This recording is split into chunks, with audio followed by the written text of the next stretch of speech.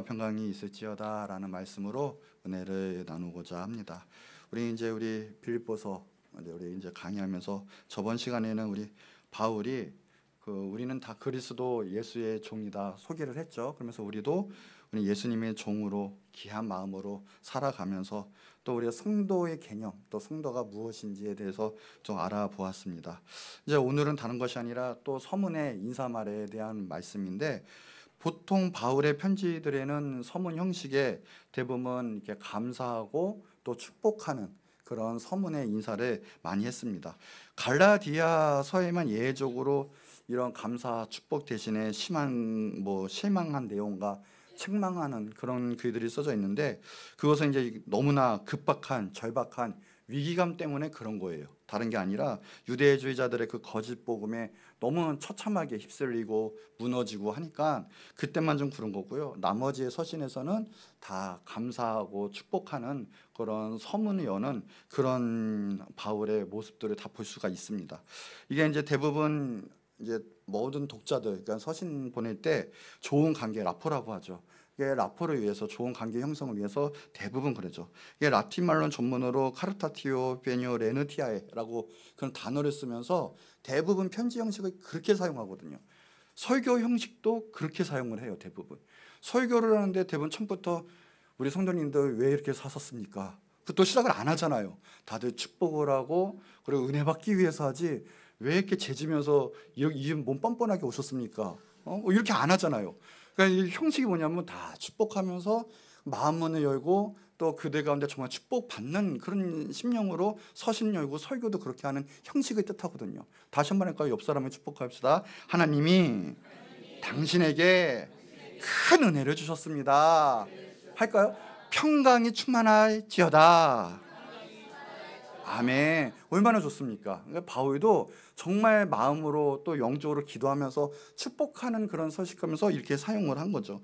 고린도전서에서 대표적으로 우리가 찾아볼 수 있는데 3절 우리 보면 똑같아요. 대부분 하나님 우리 아버지와 주 예수 그리스도로부터 은혜와 평강이 있기를 원하노라 하면서도요, 그 밑에 절에도 그리스도 예수 안에서 너희에게 주신 하나님의 은혜로 말미암아 내가 너희를 위하여 항상 하나님께 감사한다. 정말 감사합니다. 우리가 이렇게 하나님께 모여서 예배드리는 것이 얼마나 감사한지 몰라요. 다른 나라나 또 공산주의가 되면 예배할 수도 없고요. 이런 좋은 환경, 얼마나 우리가 이렇게 시원한 데에서 또 음향도 좋지 않습니까? 네, 이렇게 잘 들리는 데서 얼마나 이렇게 예배드리는 게 너무 좋아요. 우리가 뜨거운 데서 한번 예배를 드려봤잖아요. 정말 예배드리기 힘들거든요. 얼굴이 익을 정도로, 또 목소리가 턱턱 막힐 정도로. 그런데 얼마나 시원한 데에서 우리가 이렇게 마음을 다해서 예배드릴 수 있다는 것 자체가 얼마나 감사한지 몰라요. 그러니까 너희가 또 복음 신앙 안에서 이렇게 하나 돼서 예배드리는 것도 감사하다라고 하면서 마지막 그 문단 쪽에서 8, 9절에 보면 주께서 너희를 우리 주 예수 그리스도의 날에 책망할 것이 없는 자로 끝까지 경고하게 하시느니라 하면서 너희를 불러 그의 아들 예수 그리스도 우리 주와 더불어 교제하게 하시는 하나님은 미쁘시다. 그러니까 하나님도 찬양하는 그런 서문의 형식을 볼 수가 있습니다. 그래서 오늘 본문 보면 하나님 우리 아버지와 주 예수 그리스도께서로부터 은혜와 평강이 너희에게 있을지어다. 대부분 다 그렇게 보내요. 오늘 하나님의 또 예수님의 은혜와 평강이 충만하기를 축복합니다. 그래서 오늘은 이제 우리 말하는 은혜와 또 그 평강에 대해서 좀 우리가 잠깐 나누고자 해요. 자, 은혜가 무엇이냐 봤더니 이 원문 단어는 카리스라고 썼어요. 이 뜻은 뭐냐? 거저 준다라는 뜻이에요. 솔직히 말하면 거저 준다. 이게 이제 히브리어는 원문 단어 헤세드는 언약적 사랑, 은혜, 그 다음에 자비, 인애 뭐 이런 것들을 말하고 있어요. 그런 것들. 그럼 바울이 지금 은혜가 충만한 상태고 바울 자체가 하나님의 은혜를 너무 많이 받아서 감사가 넘치는 그런 신앙 고백을 하고 있는 거예요. 바울의 사역 자체가 은혜고요. 바울의 신앙의 그 시작과 끝 자체가 바로 은혜라고 할 수가 있습니다. 바울은 전혀 계획이 없었던 거죠. 예수님이 강권적으로 찾아오셨어요. 예수님이 선택을 해주셨던 그 바울, 그래서 뒤집어지고 또 그 은혜 가운데 하나님의 귀한 사도가 된 바울, 더 나아가서 이제 2차 전도 여행을 앞두고 이 마가 요한 때문에 비록 심하게 다퉜지만 자신이 꾸려진 모든 그 신앙의 선배들도 있다는 거죠. 바나바를 말할 수가 있는데, 바나바가 정말 의인 같은 존재예요. 정말 남들 예수님 만나고 얘기할 때 유일하게 대변해주고, 그리고 믿어주고, 더군다나 이해하게끔 한 역할다리 한 것이 바로 바나바였거든요. 이 다소에서 14년 동안이나 같이 있을 때 나중에는 안디옥에서 그 교회에서 동역하고자 불러준 사람도 바로 바나바였어요. 이 바나바도 감사한 일인데, 나중에 자기 아들 같은 제자 디모데도 만나서 같이 죽을 때까지 든든하게 사역한 것도 은혜요, 감사 조건이었거든요. 더 나아가서 가는 곳마다 교회가 섰고요, 또 교회가 든든히 믿음 가운데 견고해졌고, 또 믿는 자가 날마다 늘어나는 거, 그 자체가 성경에 보면 자신한테는 위로라고 해요. 얼마나 은혜이고 감사한지 몰라요. 오늘 썬 그 빌립보 교회 자체도 하나님의 은혜였던 거죠. 왜요? 소아시아 쪽으로 우리는 가기를 원했거든요. 그러니까 거기에 있는 에베소 교회나 라우디아 교회, 골로새 교회, 그런 데를 더욱더 가서 경고하기를 원했는데, 더 나아가서는 또 거기는 든든하게 하나님의 역사를 자신은 더 사용하면서 쓰일 줄 알았는데, 웬일입니까? 성령님이 막으시는 거예요. 하나님 막으셨어요. 그래서 비두니아로 가려고 했지만 그것도 막으시고요, 심지어는 들어와서 환상을 보면서 결국은 이 빌립보로 오게 되었죠. 그런데 이거 자체가 하나님의 은혜였다는 거예요. 내가 한 것이 아니라 다 하나님의 은혜다라는 거죠. 로마 황제가 세운 그 전쟁의 모든 군인들에게, 신하들에게 하산 지역이 바로 빌립보였는데, 그 빌립보 자체가 그래서 로마 시민권자, 그리고 로마 법과 로마 제도, 로마 제국의 축소판이었죠. 근데 바울 자신이 바로 로마 시민권자였거든요. 그러니 거기서 사역할 때 얼마나 하나님의 위로하심과 계획하심을 느낄 수가 있겠습니까? 이 자체가 이미 예비하신 하나님의 은혜였다라는 거고요. 또 그냥 있는 것이 아니라 가자마자 루디아를 만났고요. 비록 지금 그때는 악한 역사인 것처럼 보였지만 점치는 소녀 가운데 귀신을 내쫓고 감옥에 갇혔는데, 감옥에 갇히는 그곳에서도 하나님의 기이한 역사가 일어났고, 결국 빌립보 감옥의 간수가 전도되고 그 가정이 구원받는, 그래서 빌립보 교회가 만들어지는 역사가 일어나게 된 거죠. 가만히 보니까 바울의 모든 사역도, 모든 인생의 삶도 다 하나님의 계획이었고 하나님의 은혜였습니다. 그것을 지금 바울은 고백하고 있는 거예요. 보이지 않는 곳에 하나님의 신비가 있고 하나님의 역사가 있다고 하는 거죠. 그래서 이 바울도 빌립보 교회에 편지를 쓸 때도 하나님의 은혜다라는 것을 강조하고 있어요. 더 나아가서 이 빌립보 교회가 이 편지를 받음으로 이 빌립보서 나중에 성경이 되었고, 그 성경이 2000년이 지난 우리 가운데도 큰 은혜, 하나님의 말씀과 영적 가치관을 알 수 있는 큰 위로의 말씀이 되고 있지 않습니까? 그러니까 바울은 하나님의 은혜에 대해서 찬양을 하고 있어요. 고린도전서 15장 10절에 보면 그래요. 내가 나된 것은 하나님의 은혜로 된 것이니 내게 주신 그의 은혜가 헛되지 아니하여 내가 모든 사도보다 더 많이 수고하였으나 내가 한 것이 아니요 오직 나와 함께 하신 하나님의 은혜라. 이 모든 사역 자체가, 인생 자체가 하나님의 역사요 하나님의 은혜였다는 것을 고백하고 있습니다. 하나님이 사랑하는 자, 또 하나님께서 함께 하시고요, 모든 것을 하나님 쓰임 받는 곳에 하나님의 은혜였다라고 고백한, 여러분 우리 모든 삶도 하나님의 은혜입니다. 내가 나된 것도 내가 하는 것이 아니라 다 하나님의 은혜였다라는 거예요. 은혜였던. 여러분 그러니 어떤 곳에도 하나님의 은혜가 있으면 믿으시고요, 걱정하지 마시고요, 하나님께 더욱 나가시고 예배하시고 기도하시는 여러분 되시기를 축복합니다. 경제가 어렵습니까? 여러분 걱정하지 마세요. 하나님의 은혜가 여러분 가운데 함께 합니다. 직장 가운데 갑자기 퇴직하게 되고 직장이 어려워지고 또 직장에서 갑자기 물러나게 될 때에도 내가 원하는 상황이 아니더라도 하나님의 모든 것 가운데는 은혜가 있습니다. 하나님께 나아가는 자는 하나님이 붙들어 주시고 더 좋은 길로 인도하신다는 은혜가 있어요. 그러니 오늘도 하나님 붙잡는 자에게는 하늘의 크신 은혜가 여러분과 함께 할 것입니다. 여러분 앞날 가운데도 걱정하지 마세요. 하나님의 은혜가 있고요, 가족관계의 모든 것이 흐트러진 자가 있습니까? 걱정하지 마세요. 하나님의 이 은혜가 반드시 있어요. 제가 요 근래 TV도 보니까요, 그 가정 가운데 너무나 험악한 가정이에요. 왜 험악했더니 자녀하고도 사이가 너무 안 좋아요. 왜 그러면 자녀가요 이미 엄마 아빠 부모님을 믿지도 않고요, 상처가 너무 커요. 왜 그런가 봤더니 그 처음에 젊었을 때 그 부모님이 아기를 원래는 갖지 않기를 원했어요. 왜냐하면 서로 바쁘기도 하고 원치 않았던 데 임신을 해버린 거예요. 원치 않았던 임신을 하게 되니까 그 아이들이 이제 아이가 태어난대요. 났는데 아이들에게 그러면 그랬으면 축복을 해주고 여하튼간에 정말 온 마음을 해서 양육하고 키워야 되는데 그러지 못하고 이 원치 않는 마음이 그 아이에게 그대로 고시를 전하는 거예요. 그러니까 자신이 크면서 원치 않던 아이, 부모님에게 배에 탐탄치 않고 버림받은 아이로 인식이 됐던 거예요. 그러니까는 결국에는요, 사이도 그렇지만 그 자녀의 자존감도 없고요, 성격도 삐뚤어지고 원망하고 불평하는 일이 벌어졌더라고요. 여러분, 그 아이는 평생 눌림 가운데 살았던 거예요. 보니까 어떤 일이 있던 간에요, 원치 않는 아이가 있어서도요, 여러분, 다 하나님의 은혜인 거예요. 생명의 역사가 그냥 되겠습니까? 하나님의 역사가 있던 거죠.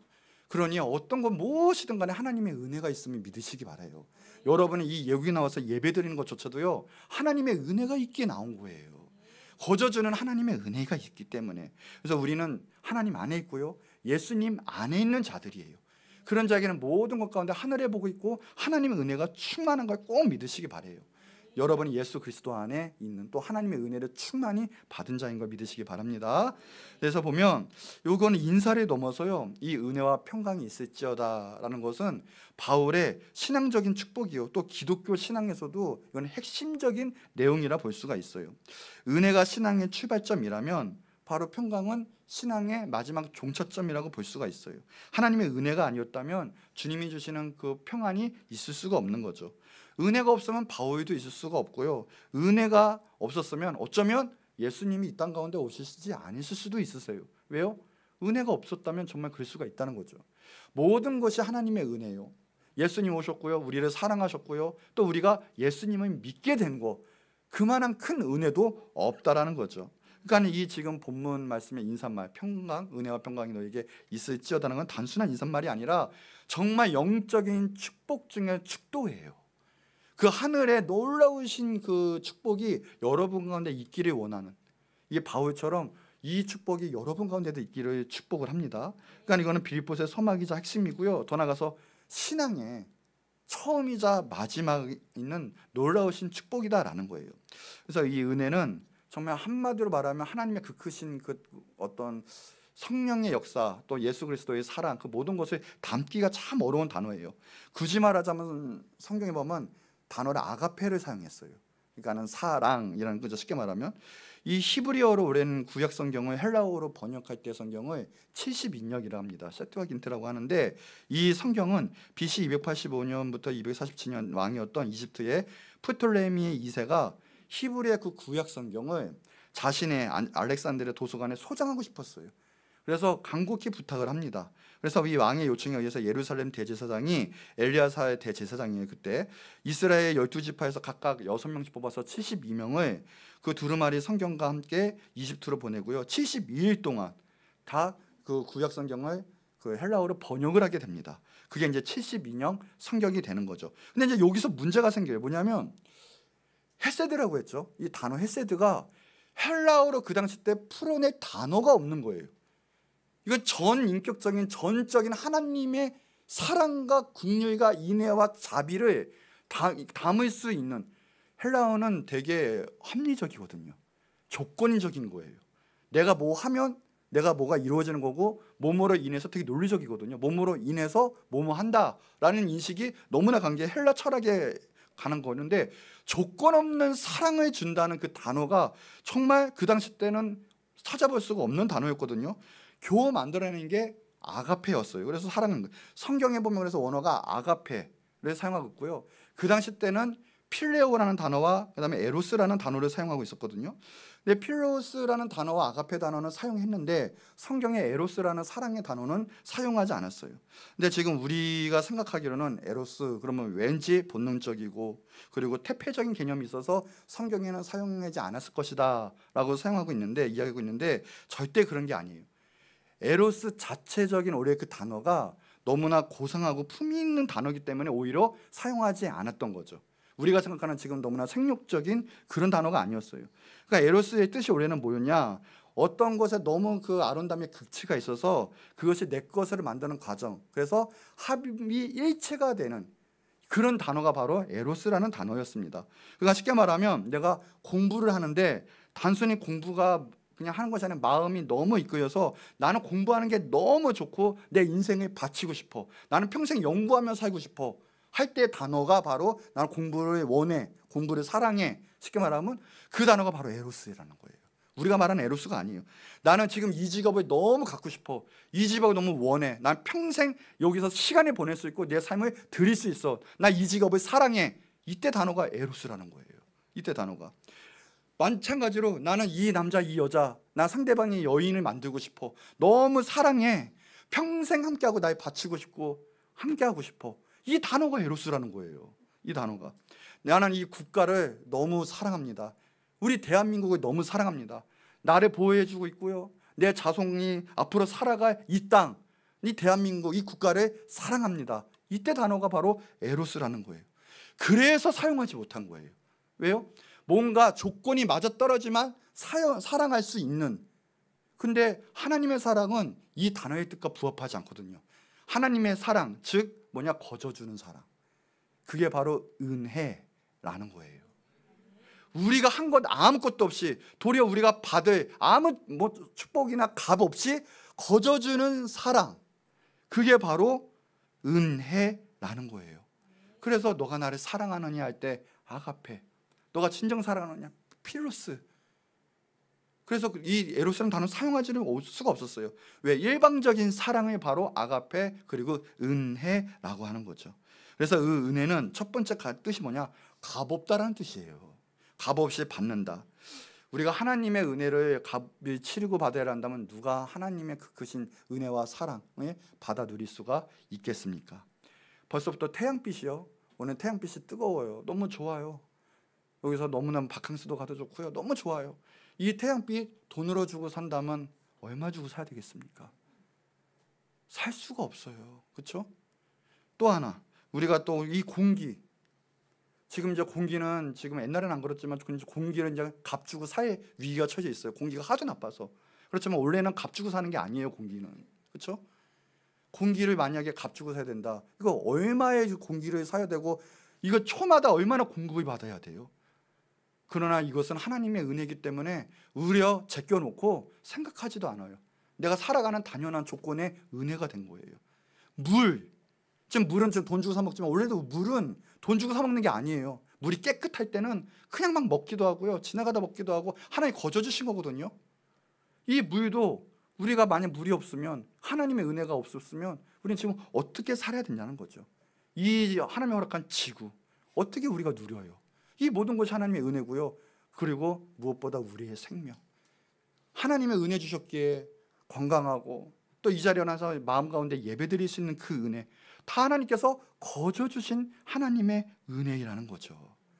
값없이 우리는 하나님께 모든 걸 받은 자예요. 예수 그리스도의 사랑을 통해서 하나님의 사랑을 우리는 이미 받은 자예요.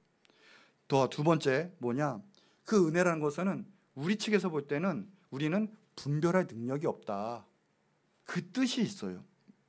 예를 들어 그거예요. 만약에 2-3살 아이에게 물려줄 집이 있고요, 좋은 저택과 땅이 있어요. 내가 물려줄게 해도요, 2-3살 아이에게는 그것이 그렇게 와닿질 않아요. 못해도 한 15년 이후에야 좀 알까?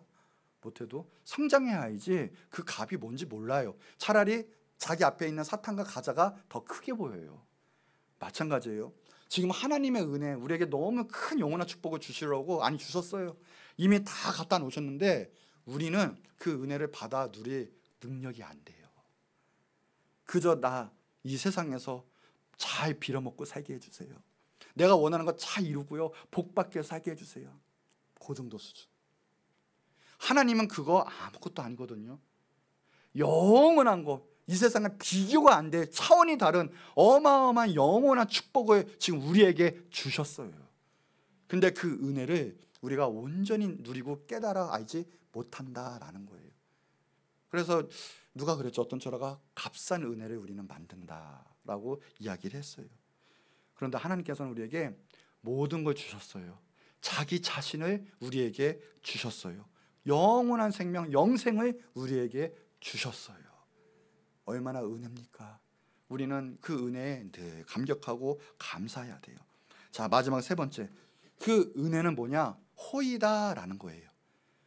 하나님께서 호의를 주셨고 우리는 호의로 받아 누린다라는 거예요. 아무리 은혜라도 아무리 선물이라도 상대방이 거급하고 싫어하는 것은 그렇게 큰 좋은 게 아니죠. 큰 선물이 아니에요. 그러나 하나님께서는 좋은 거 주셨고요. 또 특별한 걸 주셨다라는 거예요. 아모스 3장 2절에 보면은 내가 땅의 모든 족속 가운데 너희만을 알았다 그랬거든요. 이게 중요해요. 너희만을 알았다. 특별한 호의가 있어요. 하나님께서는요, 여러분을 아세요. 단체로가 아니라 여러분 한 분 한 분 한 분 한 분을 다 아시어요. 오늘도요, 누구누구야 내가 너와 지금 함께 하고요, 그리고 너의 예배를 받기 원한다. 한 분 한 분의 예배를 받기 원하는 하나님이에요. 쉽게 그래요. 우리가 나는 예를 그래요. 난 당신만을 사랑해. 그래요. 그러면 그 당신만 하는 존재가 만약에 부부였으면 그게 남자든 여자는요, 수많은 남자 여자가 있어요. 그러나 누구만을라는 것은 뭐예요? 특별한 그 중에 존재라는 거예요. 남자 중에 남자, 여자 중에 여자로 특별히 나에게는 가치가 있다라는 뜻이잖아요. 마찬가지예요. 하나님이 은혜 주신 건 다른 것이 아니라 나의 사랑하는 자녀, 나의 백성. 그 백성이 뭐 잘났습니까? 솔직히 목이 곧은 뻑뻑한 교만한 백성이에요. 근데도 내가 너만을 사랑한다, 특별히 뽑고 뽑아서 너만을 사랑한다. 이것이 하나님의 은혜라는 거예요. 여러분이 여기에 오셔서 예배드리는 목적은 하나님의 영광을 위해서죠. 그 대개 나된 그 목적은 다 뭐냐? 하나님의 은혜가 있었고요, 하나님의 은혜이기 때문에 지금 이 자리에서 예배드릴 수 있다라는 거예요. 목값의 은혜 얼마나 감사합니까? 우리는 깊이 그 하나님의 은혜 생각하고요, 하나님만을 찬양하는 여러분이 되기를 축복하고요, 또한 이 시간 되기를 원합니다. 자, 두 번째, 평강이에요. 평강은 이 단어 보니까 에이레네라는 단어고요, 히브리 원본 단어 샬롬이라는 단어를 썼어요. 샬롬 자체가 히브리의 축복이요, 인사말이고요. 굳이 말하면 은혜라는 것은 헬라적으로 인사였다면 이 샬롬, 이 평강은 히브리적인 인사예요. 그러니까 이 바울은 섞은 거죠, 쉽게 말하면. 그래서 이 평강이라는 것은 단순히 어떤 갈등이 없고 우리의 모든 역사에게는 전쟁이 없는 상태가 평안과 평강이다라고 이야기하지만, 이것은 눈에 나타난 가식적인 어떤 평안과 평강이고, 원래 원뜻은 그게 아니에요. 뭐냐면 원래 원뜻은 온전함 그리고 일치함이란 뜻이 있어요. 평강이다 하는 것은, 평안하다라는 뜻은 일치한다라는 뜻이에요. 우리가 그러잖아요. 지금 우리나라가 지금 전쟁이 막 대놓고 일어나진 않아도요, 폭탄이 막 날아다니고 그렇진 않아도요, 우리 지금 사회 보고 정말 평안하다라고 하진 않잖아요. 평화롭다라고 하진 않잖아요. 이 나라가 참 어지럽다, 어수선하다 지금 이러고 있죠. 왜 그럽니까? 일치되지 못하고요, 마음 가운데 하나 되지도 못하고 분열이 있다라는 뜻이에요. 그러니까 샬롬이라는 단어는 하나되다, 온전하다, 일치되다라는 뜻이 있어요. 그래서 하나님과 일치될 때, 원래는 하나님과 하나됨이 정말 샬롬이거든요. 그러니까 하나님과 일치가 될 때 정말 그 가운데 평강이 또 평안이 있게 된다는 뜻이에요. 원래 우리는 하나님의 자녀였고요, 하나님과 이렇게 같이 있는 존재적인 놀라운 존재예요. 그런데 우리가 죄를 졌어요. 하나님 말씀에 불순종했어요. 하나님과 상태에서 갈라진 거예요. 예수님이 정말 괴로워하셨어요. 십자가에 달리면서까지도 괴로워하셨고요, 그 전에도 예수님께서는 너무나 괴로워하시면서 기도하셨거든요. 왜 기도하면서 괴로워하셨냐? 다른 게 아니에요. 제일 큰 이유는요, 하나님과 처음으로 갈라지고요, 떨어지고요, 그것만큼 아프고 서럽고 외롭고 버림받은 느낌이 없었을 거예요. 예수님께는 그것 때문에 힘들어하셨어요. 그것 때문에 제일 큰 아픔이셨어요. 우리도 마찬가지예요. 우리 안에 평강이 없고 평안이 없다, 우리 안에 기쁨이 없다라는 뜻은 하나님의 영이 내 안에 내주하지 못하고 하나님과 동행하지 못한다는 뜻과 마찬가지거든요. 그러니까 주님께서 평안하라, 평강하라 라는 뜻은 하나님이 너 안에 있고 성령으로 충만하고 예수님과 하나 되라 라는 뜻이에요. 그럴 때 진정한 내 안에 평안과 평강이 임하게 되는 거예요. 그래서 하나님께서는 하나 되고 싶어 하셨어요. 그게 회복이에요. 진정한 회복, 평강. 그래서 예수님을 이 땅 가운데 보내주시고 예수님을 대속제물로 삼아주셨죠. 그래서 예수님으로 말미암아 하나님과 하나 되게 만들게 하신 거고요. 그 상태가 바로 샬롬이에요. 로마서 5장 1절에 보면 그래요. 그러므로 우리가 믿음으로 의롭다 하심을 받았으니 우리 주 예수 그리스도로 말미암아 하나님과 화평을 누리자. 그러니까 오늘 예수님을 믿지 못하면 하나님과의 화평과 구원은 없어요. 예수님만이 그래서 우리에게 온전함을 가져다 줄 수 있고요. 예수님만이 길이요 진리요 생명이다라는 거예요. 예수님만을 통해서만 우리는 하나님께 교제하는 사람이 될 수 있어요. 그러니까 단순한 우리가 평안, 내 안에 그냥 자 잠재우자 이런 게 아니라 진정한 샬롬, 진정한 평강은 예수님으로 통해서 하나님과 하나 되는 평안이에요. 오늘 하나님과 화목해 되는 제일 축복받은 놀라운 은혜와 역사가 축복이 있기를 축복합니다. 이 땅에서 가장 최고의 선물은 다른 거 아니에요. 하나님과 하나 되고요. 그래서 진정한 하나님과 일치로 평강을 누리는 상태예요. 그럼 나머지 기도 제목은요 다 그냥 이루어져요. 내가 구하지 않아도요, 심지어는 나보다 더 나를 잘하시는 주님께서 내가 원했던 것보다 더 좋은 것으로 채워주시는 분이 바로 우리 좋으신 하나님 아버지시다라는 거예요. 그러니 우리는 하나님과 늘 힘써 하나가 되고요, 예수님 안에 거해야 된다는 거예요. 그럴 때 우리는요 모든 것의 승리와 축복을 받아 누릴 수가 있어요. 여기 보세요. 분명히 은혜와 평강이 너에게 있을지어다 하지만 그 앞에 하나님 우리 아버지와 주 예수 그리스도로부터라는 단어가 있어요. 그냥 단순히 은혜와 평강이 아니라는 거예요. 바울이 아무리 능력 있고 위대한 사도지만 그도 인간이에요.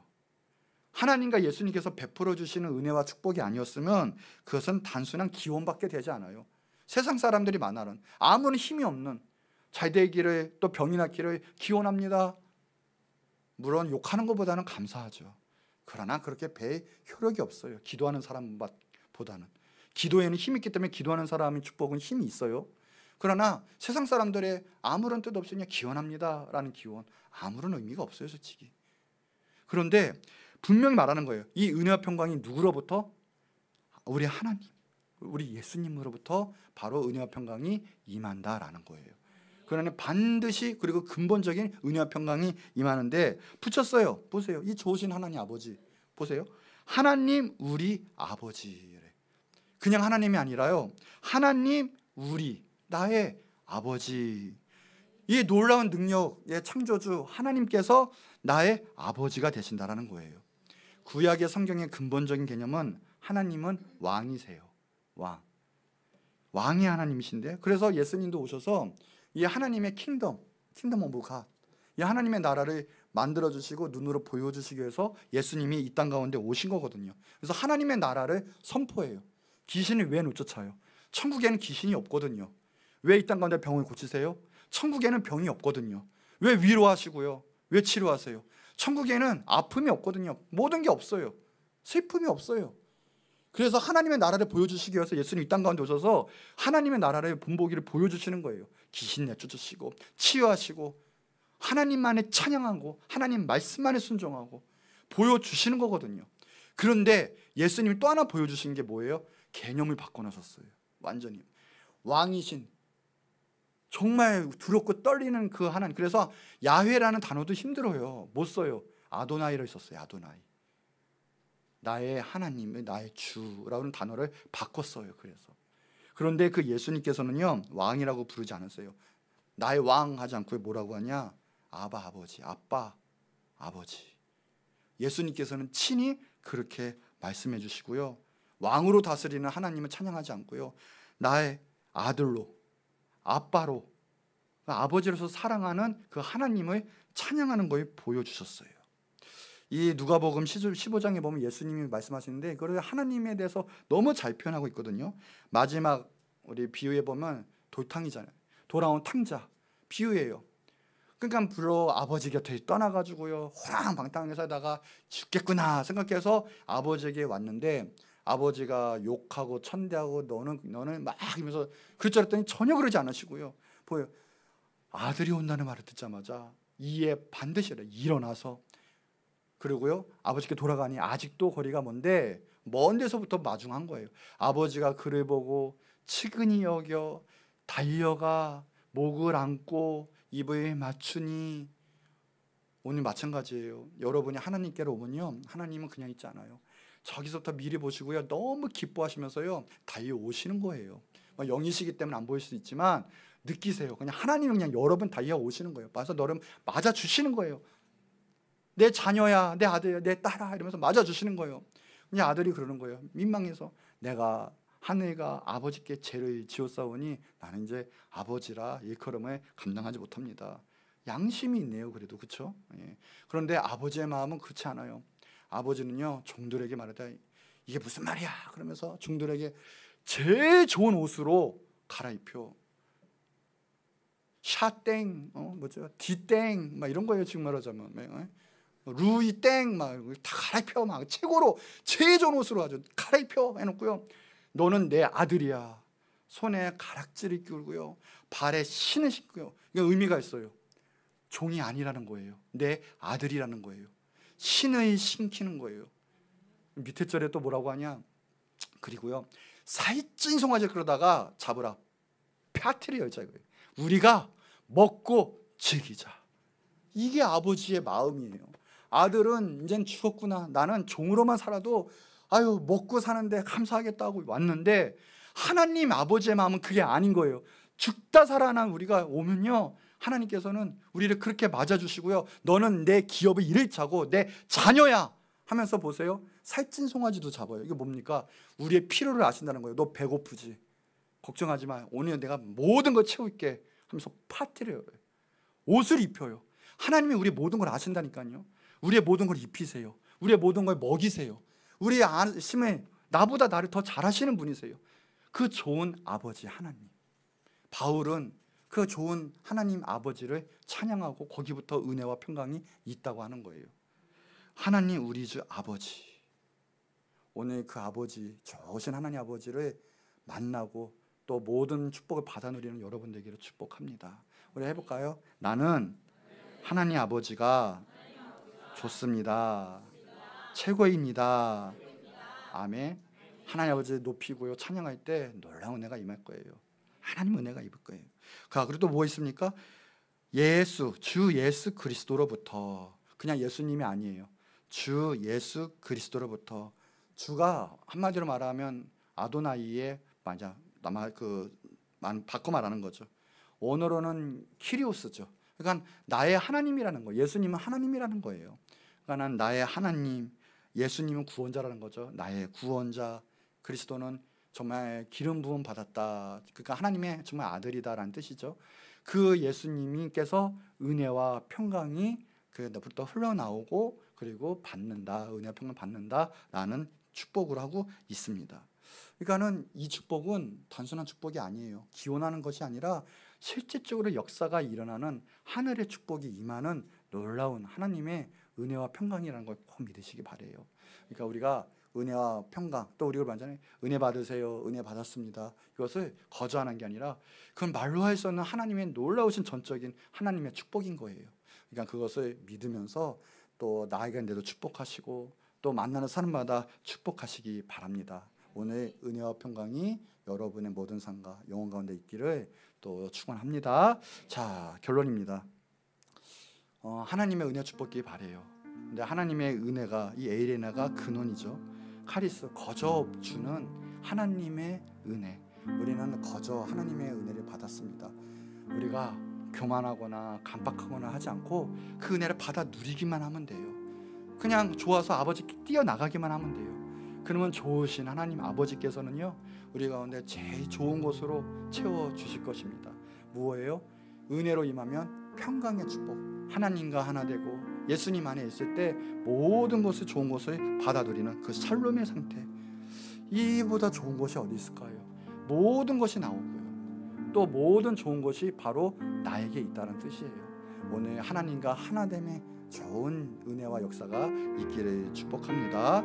은혜와 평강이 있기를, 하나님의 능력 안에서 승리하기를 축복합니다. 우리 다 같이 한 목소리를 기도할 텐데, 이 모든 것이 하나님의 은혜였습니다. 내 안에 하나님의 평안으로 충만케 해주셔서 날마다 승리하며 주님을 예배하는 삶으로 우리를 붙잡아 주시옵소서. 우리 이 은혜가 충만케 위해서, 날마다 삶 가운데 평안케 위해서 주여 한번 부르시고 기도하도록 하겠습니다.